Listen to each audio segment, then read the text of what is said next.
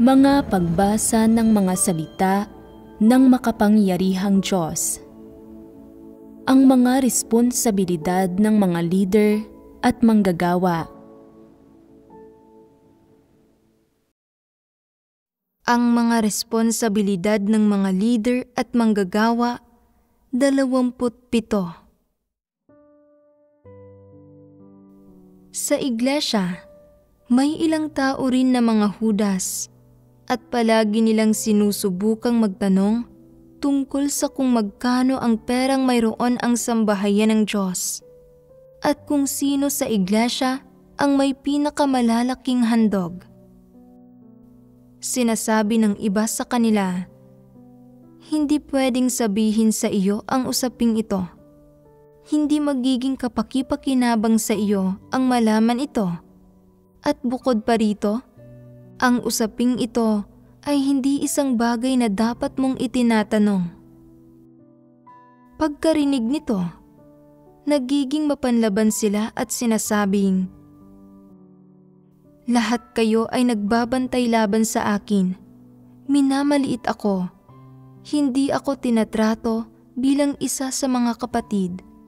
Tinatrato ninyo ako na parang isang tagalabas. Alam ko kung kaninong bahay iniingatan ang pera ng iglesia. Iuulat ko kayo at hahayaan kong kumpiskahin itong lahat ng pulisya. Pagkatapos ay malalaman ko kung magkano ang perang mayroon. Sa tuwing may nangyayari, gusto nilang ipagkanulo o iulat ang iba. Pagdating lang sa mga kaguluhang idinulot ng mga huwad na leader, mga antikristo, at masasamang tao sa iglesia, na hindi sila kailanman nag-uulat ng anuman. O, kahit kapag nakikita nila ang mga huwad na leader at antikristo na nagnanakaw o nangangamkam ng mga handog, hindi nila kailanman inilalantad o inuulat ang mga pagkilos na ito, ni hindi nila ito ipinaalam sa sambahayan ng Diyos. Wala silang pakialam sa gayong mga usapin. Pero kung may sino mang kapatid ang gumagalit, nagpapasama ng loob o nang iinsulto sa kanila, aalis sila para iulat ito.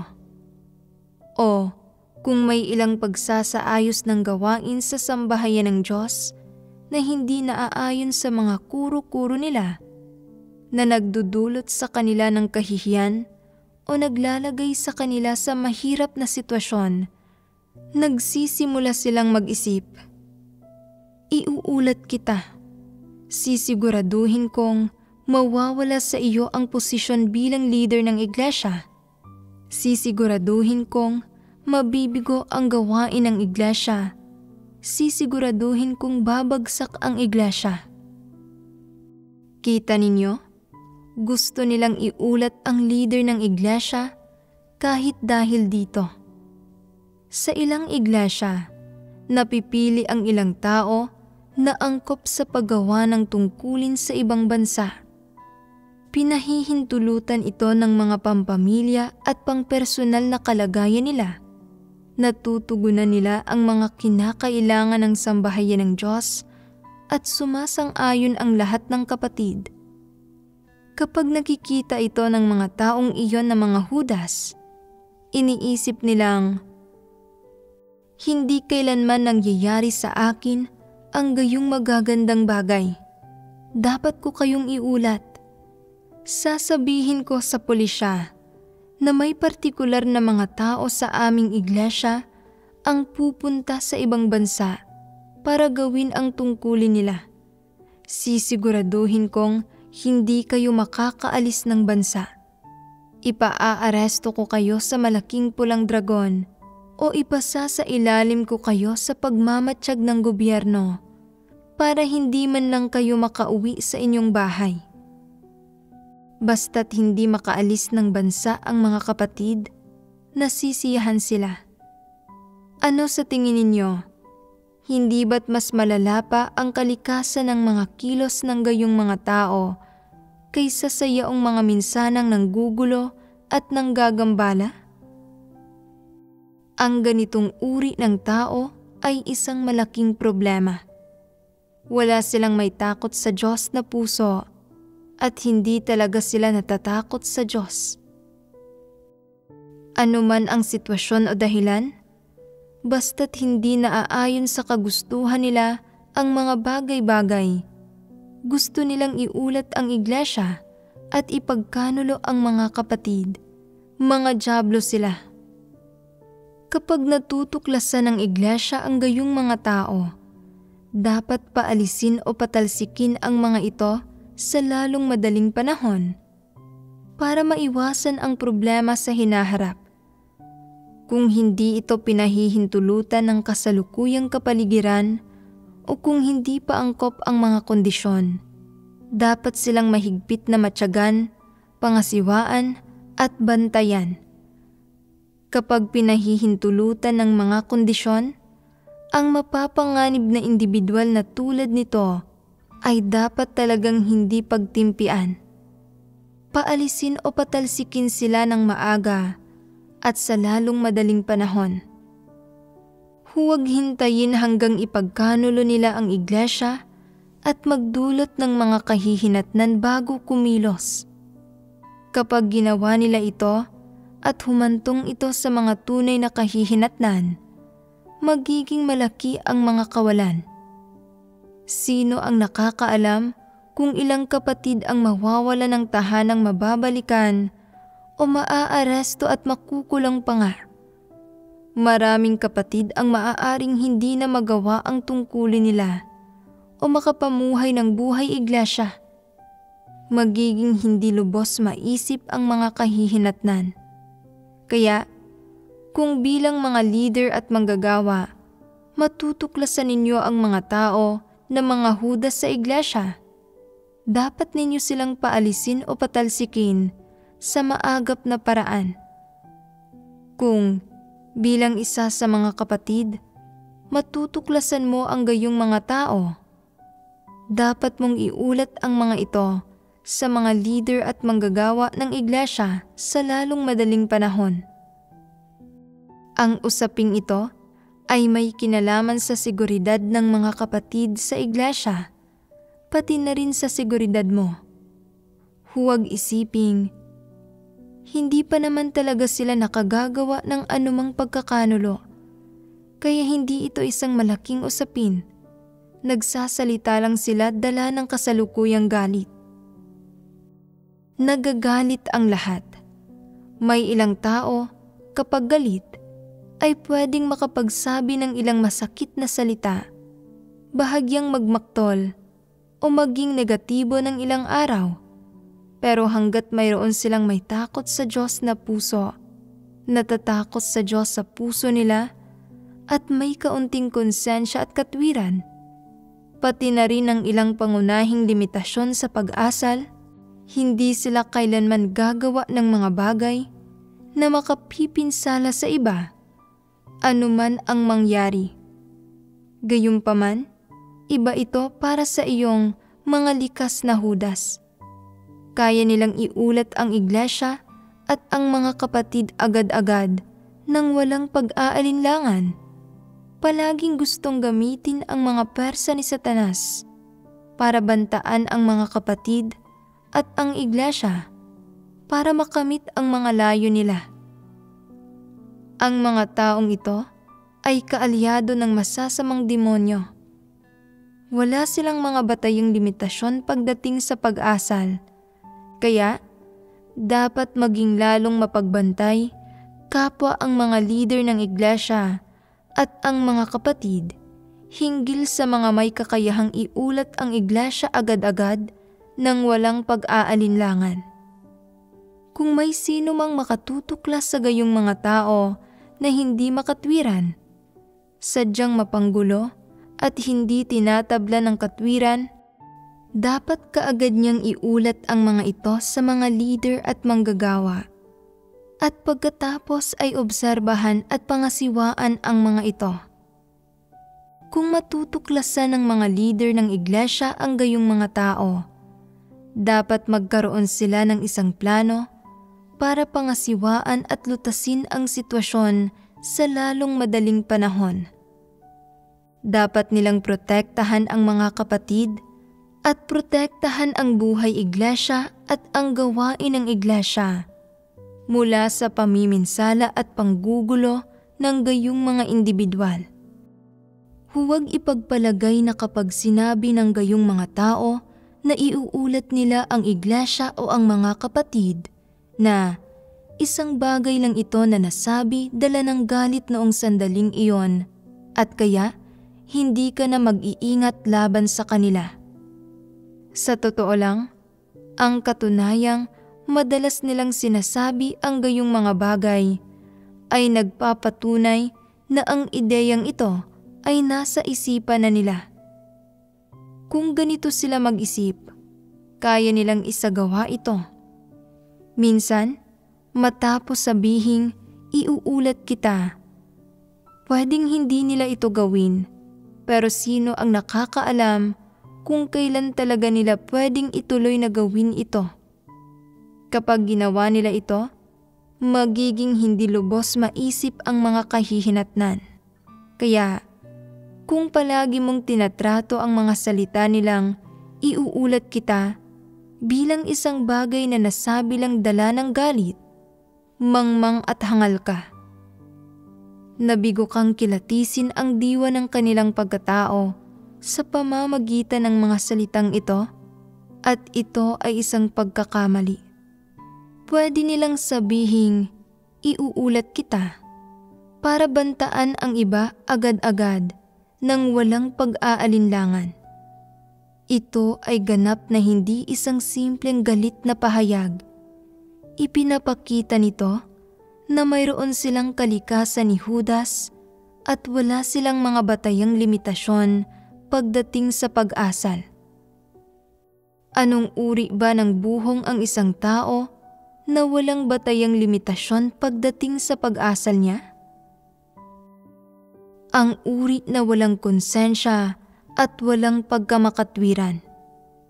Kapag walang konsensya, kaya nilang gumawa ng anumang masamang gawa. At kapag walang pagkamakatwiran, kaya nilang kumilos ng lampas sa mga hangganan ng pagkamakatwiran. Ginagawa ang lahat ng uri ng kahangalan. Posibleng pagkatapos iulat ang iglesia at makitang inaresto ang mga kapatid at nasira ang gawain ng iglesia, pwede silang lumuha at magpahayag ng pagsisisi.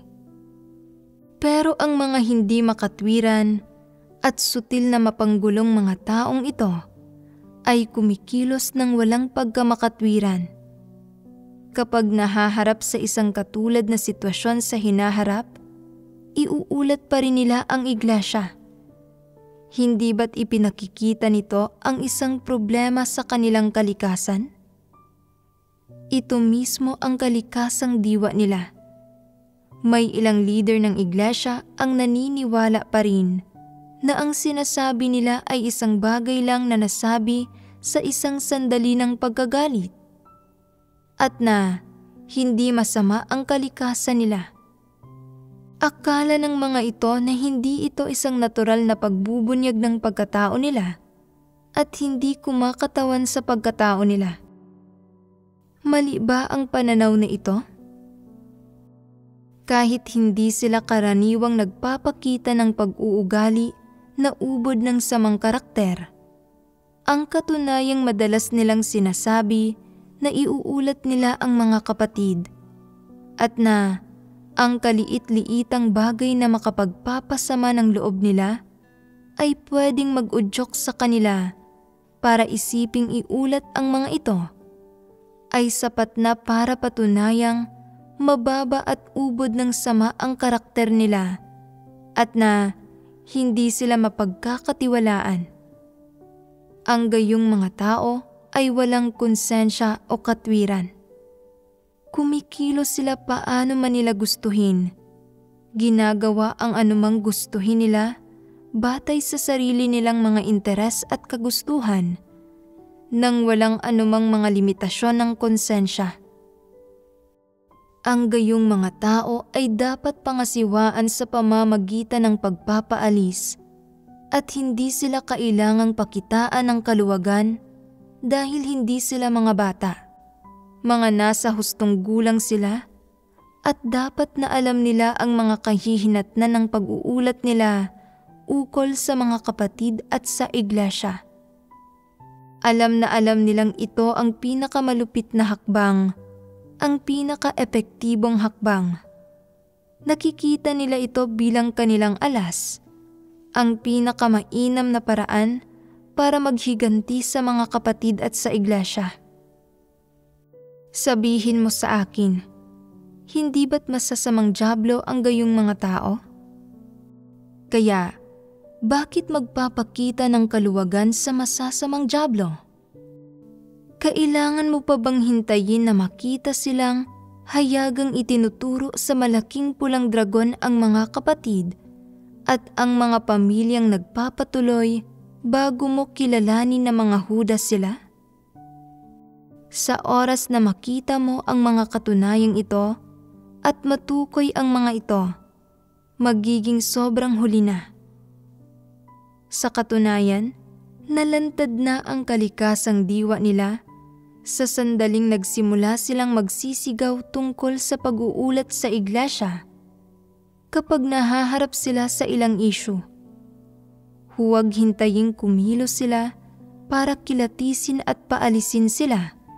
Magiging sobrang huli na iyon.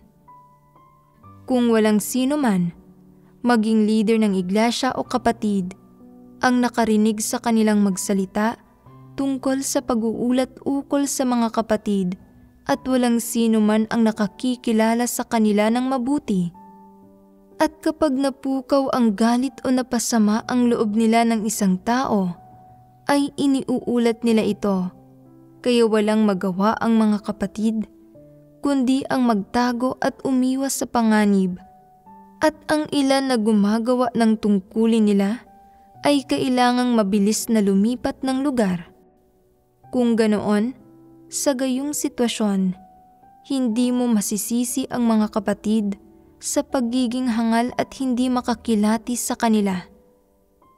Pero kung madalas nilang sinasabi na iuulat nila ang mga kapatid at hindi pa rin sila sineseryoso ng mga kapatid, magiging tunay na kahangalan iyon. Pagkarinig ng napakaraming katotohanan, hindi pa rin nila makilatis ang mga tao.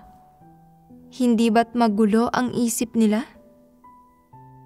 Para sa iyong mga pwedeng maging isang Hudas anumang oras, huwag isiping ang pagkakanulo nila ay dahil sa pagkakaunawa nila ng kaunti sa katotohanan o dahil nanampalataya sila sa Diyos sa loob ng maikling panahon o dahil sa iba pang dahilan. Wala sa mga ito ang dahilan. Sa ugat nito, ito ay dahil ubod ng sama ang karakter nila. Sa kaibuturan nila, ang diwa nila ay sa masasamang tao, ang pagkilatis at pagtukoy sa kanila ng ganito at pagkatapos ay pagpapaalis sa kanila o pagpapatalsik sa kanila bilang masasamang tao ay ganap na tama.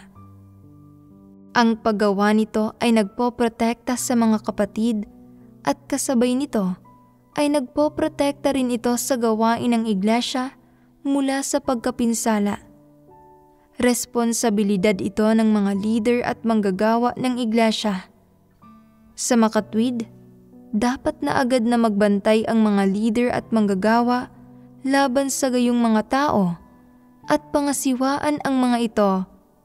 At pagkatapos, ay dapat silang makipagbahaginan sa mga kapatid para makilatis ang mga ito ng lahat. Dapat silang magsikap na paalisin ang gayong mga tao bago magtagumpay ang mga pakana ng mga ito para maiwasan ang anumang problema para sa mga kapatid o sa iglesia. Ito ang pagkilatis at ang mga prinsipyo ng pangangasiwa sa mga usapin na dapat mayroon ang mga leader at manggagawa kapag nahaharap sa gayong mga tao at ganito sila dapat magsagawa sa gayong mga sitwasyon. Malinaw ba ito? Siyempre, pinakamainam na pangasiwaan ang gayong mga tao sa isang matalinong paraan. Tinitiyak na ang pagpapaalis sa kanila ay hindi magdudulot ng problema sa iglesia sa hinaharap. Kung ang pangangasiwa sa isang natatagong banta ay hahantong sa mas marami pa kalaunan, ang leader ng iglesia na gumagawa nito ay labis na walang kakayahan at napakalayo sa pamantayan. Hindi niya alam kung paano gawin ang gawain at wala siyang karunungan. Sa kabilang banda, kung kayang pangasiwaan ng isang leader ng iglesia ang natatagong banta sa isang paraan na maiiwasan ang masasamang kahihinatnan, makikinabang ang gawain ng iglesia at makatutulong din sa mga kapatid na lumago sa pagkilatis. Iyon ay tunay na pagkaalam kung paano gawin ang gawain. Ang ganitong uri ng leader o manggagawa lang ang pasok sa pamantayan. Kung makakatagpo ang isang leader o manggagawa ng mga taong kayang ipagkanulo ang iglesia, pero hindi niya makilatis o maramdaman kung anong uri ng pagkatao mayroon ang mga ito, o kung anong uri ng problema ang maidudulot ng mga ito sa iglesia at sa mga kapatid. Hindi malinaw sa puso niya ang tungkol sa lahat ng bagay na ito at hindi niya alam kung paano niya dapat tratuhin o pangasiwaan ang ganitong mga tao, kung paano gawin ang gawaing ito o maging kung ito ba ay gawaing dapat gawin ng mga leader at manggagawa. O kahit alam pa niya pero ayaw niyang salungatin ang gayong mga tao at sadyang nagbubulag-bulagan sa usaping ito nang hindi pinapaalis o pinatatalsik ang mga ito. Anong uri ng leader o manggagawa iyon?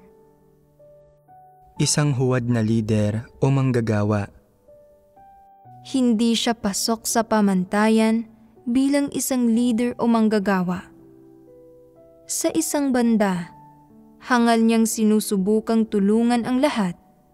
Nagpapakita ng pagmamahal at pasensya sa lahat at tinatrato silang lahat bilang mga kapatid. Ito ay isang tao na may magulong isipan, isang huwad na leader o huwad na manggagawa. Bukod pa rito, kapag natutuklasan niya ang mga tao na mga hudas sa iglesia, wala siyang ginagawa para kaagad na pangasiwaan o lutasin ang issue. Sa halip, nagbubulag-bulagan siya, nagkukunwaring walang napapansing anuman. Sa puso niya, iniisip niyang, basta't hindi nalalagay sa panganib ang sarili kong katayuan, ayos na. Wala akong pakialam sa gawain ng iglesia, sa seguridad ng mga kapatid, o sa mga interes ng sambahayan ng Diyos. Basta't okupado ko ang posisyong ito at nakararanas ako ng kasiyahan araw-araw, iyon lang ang kailangan ko. Wala siyang ginagawang anumang tunay na gawain at kapag nakakakita siya ng mga problema, hindi niya nilulutas ang mga ito. Tinatamasa lang niya ang mga pakinabang ng katayuan niya. Huwad na leader ba ito? Halimbawa, sabihin nating may isang uri ng tao na kayang magkanulo anumang oras na naghahari-harian sa iglesia sa loob ng mahabang panahon. Palaging nagbabantang iuulat ang iglesia at ang mga kapatid. Nakikita ito ng ilang huwad na leader pero wala silang ginagawa. Kahit pa may mag-ulat sa individual na ito at pinangasiwaan ito ng mga nakatataas na leader sa pamamagitan ng pagpapaalis dito, hindi pa rin ito sineseryoso o pinag-iisipan ng mga huwad na leader. Iniisip nila, hayaan silang iulat kung sino mang gustuhin nila. Basta't hindi nila ako inuulat o hindi ito nakaaapekto sa papel ko bilang isang leader ng iglesia, ayos lang. Ang ganitong uri ng leader o manggagawa ba ay isang huwad na leader o manggagawa? Inookupa lang niya ang posisyon niya para tamasahin ang mga kapakinabangan nito nang walang ginagawang anumang tunay na gawain. Napapansin ang isang taong kayang ipagkanulo ang mga kapatid anumang oras, pero nabibigong paalisin o patalsikin ito. Siya ay isang huwad na leader at dapat kaagad na tanggalin sa kanyang tungkulin. May ilang huwad na leader, matapos matanggal ang nananatiling palaban. Sinasabi nila, "Anong karapatan ninyong tanggalin ako?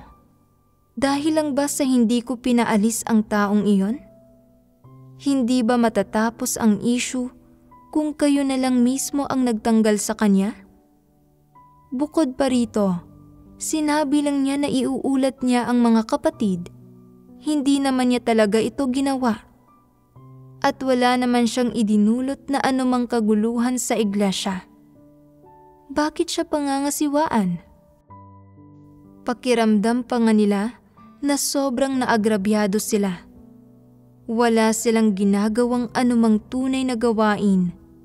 Tinatamasa lang nila ang mga pakinabang ng katayuan nila at kapag may lumilitaw na halatang hudas sa iglesia, hindi nila ito pinangangasiwaan o pinapaalis. May ilang kapatid ang palaging natatakot, sinasabing, "May hudas sa atin, palaging nagbabantang iuulat ang mga kapatid. Napaka mapanganib nito. Kailan papaalisin ang taong ito?" Paulit-ulit nilang sinasabi ang isyong ito sa leader ng iglesia, pero hindi ito hinaharap ng leader, sa halip ay sinasabing, "Wala iyon, isa lang itong personal na alitan, wala itong kinalaman sa gawain ng iglesia o sa seguridad ng mga kapatid." Hindi nila pinangangasiwaan ang usapin. Ano ang tanging gawaing ginagawa nila? Ang isang uri ay ang gawaing itinalaga sa kanila ng mga nakatataas na leader, na wala silang magagawa kundi ang gawin ito. Ang isa pa ay ang uri kung saan ang hindi paggawa sa gawain ay makakaapekto o makapaglalagay sa panganib sa kanilang katayuan. Sa gayong kaso, ay may pag-aatubili nilang ginagawa ang ilang gampanin na nagpapaganda sa imahe nila. Pero kung hindi apektado ang katayuan nila, iniiwasan nila ang gawain hanggat kaya nila. Isa ba itong huwad na leader?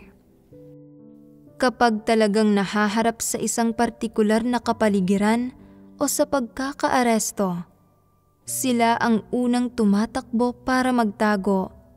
Iniisip lang ang sarili nilang seguridad. Walang pakialam kung ligtas ba ang mga kapatid at hindi nila pinoprotektahan ang gawain ng iglesia o ang mga interes ng sambahayan ng Diyos. Ano man ang ginagawa nila, ang lahat ng ito ay para lang mapanatili ang sarili nilang katayuan.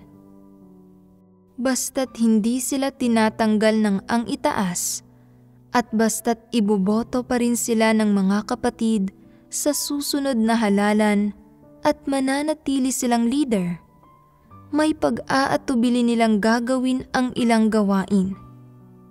Kung may ginagawa sila na pwedeng makaapekto sa kung paano sila nakikita ng ang itaas, na pwedeng magdulot sa ang itaas na tanggalin sila, o kung ang mga kilos at pagpapamalas nila ay makapagdudulot na magkaroon ng masamang impresyon sa kanila ang mga kapatid at hindi na sila muling ihalal, susubukan nilang isalba ang imahe nila sa pamamagitan ng paggawa ng kahit kaunting gawain na mismong nasa harap na nila.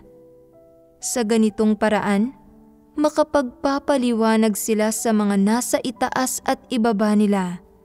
Sa Diyos lang sila hindi makapagpapaliwanag.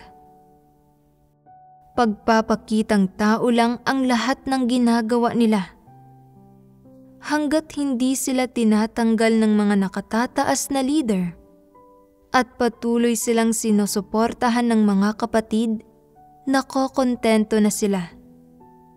Sa panahon ng panunungkulan nila bilang leader ng iglesia, hindi sila gumagawa ng malaking kasamaan at sa panlabas ay tila palagi silang abala sa gawain pero wala silang anumang ginagawang tunay na gawain.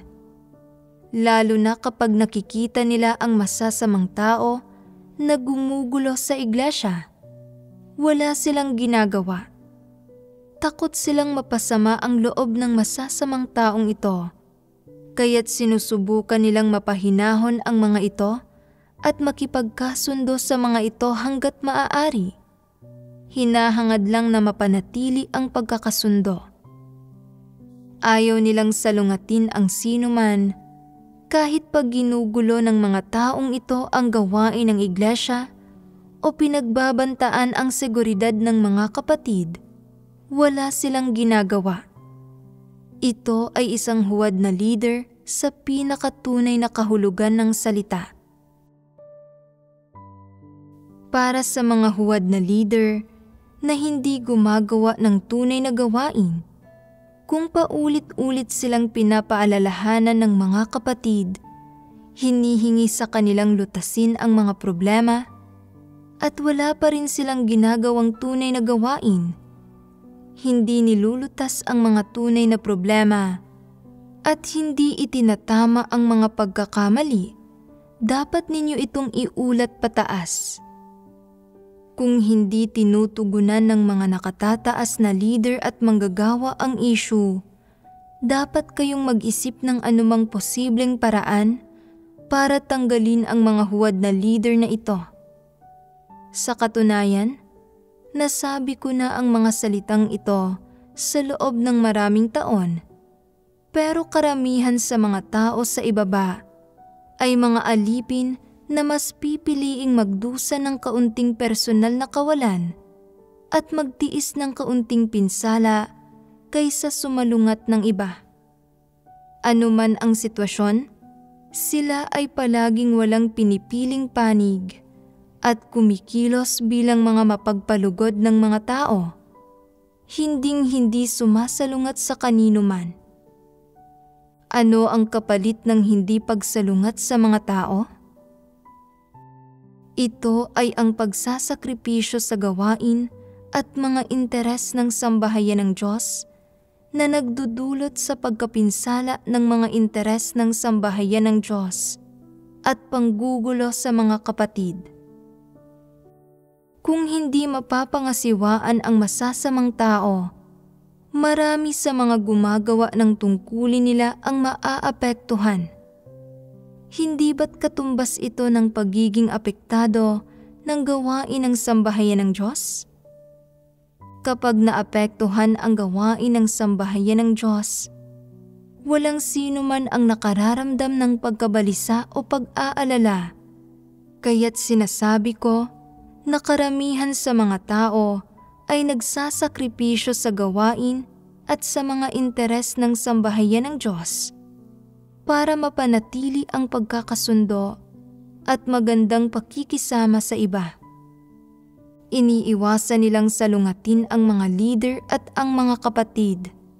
Wala silang sinasalungat na sinuman. Ang lahat ay umaasta bilang mga mapagpalugod ng mga tao.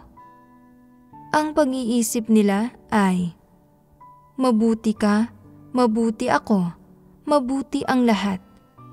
Kung tutuusin, palagi nating nakikita ang isa't isa. At ano ang resulta? Pinahihintulutan nito ang masasamang tao na samantalahin ang sitwasyon. Paulit-ulit silang naghahari-harian, ginagawa ang anumang gustuhin nila. Kaya, kung ang mga leader ng iglesia ay hindi maaasahan, at hindi inaalis ang masasamang tao, dapat mag-isip ang mga kapatid ng anumang posibleng paraan para protektahan ang sarili nila. Dapat nilang iwasan, layuan, at ibukod ang masasamang tao kapag nakikita nila ang mga ito. Sinasabi ng ilang tao na kung ibubukod natin sila at nagalit sila, hindi ba't iuulat nila ulit tayo? Kung talagang iniulat nila kayo, matatakot ka ba? Kung iniulat ka nilang muli, lalo lang nitong pinatutunayan na sila ay mga likas na Judas, masasamang dyablo. Hindi ka dapat matakot sa kanila. Kung ang mga leader at manggagawa ay bulag at hindi nakakikilatis ng mga bagay-bagay, magulo ang isipan at walang silbi, o kung sila ay hindi nakapagpapasya, hindi sumasalungat sa sinuman, nagpapasasa lang sa mga pakinabang ng kanilang katayuan nang hindi gumagawa ng tunay na gawain, hindi na sila dapat asahan ng mga kapatid.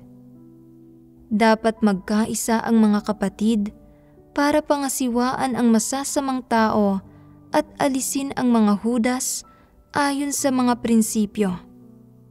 Maaaring kailanganin nilang baguhin ang lugar ng pagtitipon o gumamit ng isang matalinong paraan para alisin ang mga ito at maiwasang mabagabag ng mga taong ito.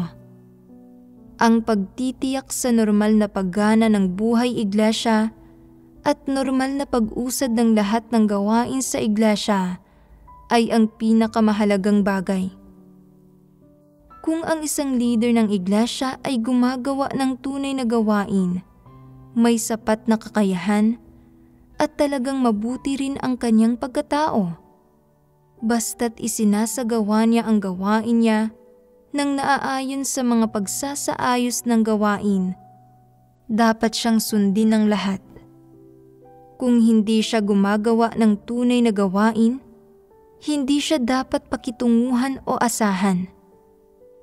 Sa panahong iyon, ang mga problema ay dapat lutasin ng naaayon sa mga salita ng Diyos at sa mga katotohanang prinsipyo. Kung kailangan tanggalin ang leader, dapat siyang tanggalin. Kung kinakailangang ulitin ang halalan, isagawa ito.